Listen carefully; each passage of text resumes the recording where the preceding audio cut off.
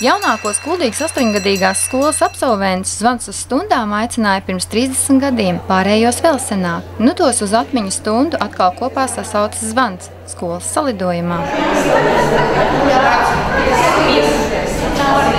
Mani izbrīnīja tas, ka ļoti maz materiālu par šo skolu ir arhīvos. Visu likām kopā, tā kā puzli.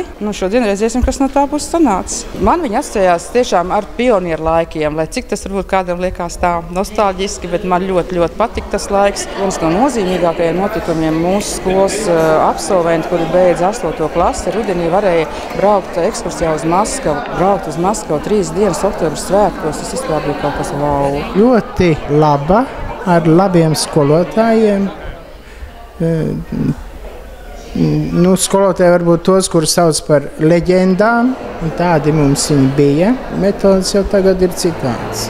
Pilnīgi. Nebija mums ne tehnikas, ne modeļi, nekas nebija. Bet prasības bija augstākas. Skola dibināta 1945. gadā. Tā darbojusies 2 ēkās – Kalna un 1905. gada ielā. Vairāk kārt ir mainīti skolas nosaukumi no Kuldīgas 2. nepilnās vidusskolas līdz pat Kuldīgas 8-gadīgajai skolai. Šeit jau mēs bijām katrs kā individualitāte, gan kā mukām no pēcpusdienas lielām sapulcēm pa logu ārā, gan kā skolotājus mēs te kacinājām un ķircinājām. Un tāds Aivars bija, viņš mums, piemēram, krievotas stundā sameta vardes klasē iekšā, un reakcija meitenēm bija viennozīmīga. Mēs visus uz soliem stāvējām krievotas stundas laikā.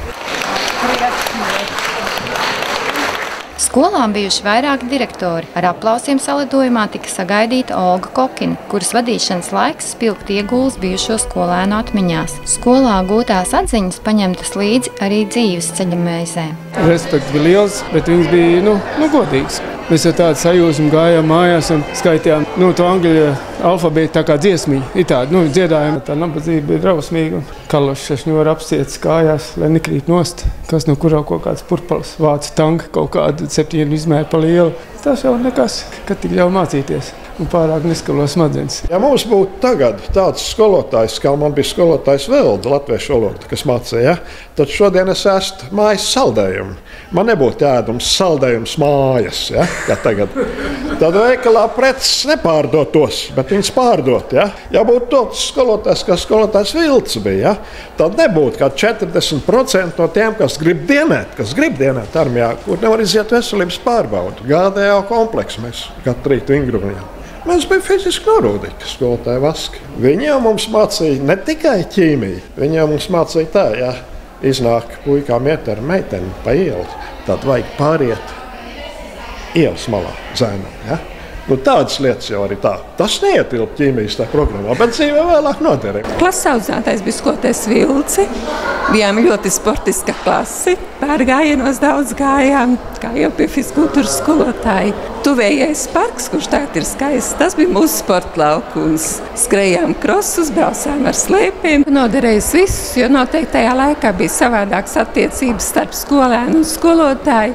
Mēs bez skolotāja varējām jebkurā diennakts laikā gandrīz aiziet. Esmu pirmā 3 klašu skolotāja. Strādāju no 69. līdz skolas aiziešanai uz centru skolu. Bija ļoti daudz pasākumu gan bērniem, gan skolotājiem. Kopā ar vecākiem daudz pasākumu bija organizēti. Man par šo skolu tiešām ir vislabākās atmiņas. Šis bija pirmais Kuldīgas 8-gadīgās skolas salidojums. Šajā ēkā šobrīd mīt Rīgas pedagoģijas un izglītības vadības augstskola. Savukārt 8-gadīgā skola beidz pastāvēt 1977. gadā, kad tā tika pārcelta uz tagadējo Kuldīgas centra vidusskolu. Jolanta Hercenberga, Olavs Perševits, Skrundas televīzija.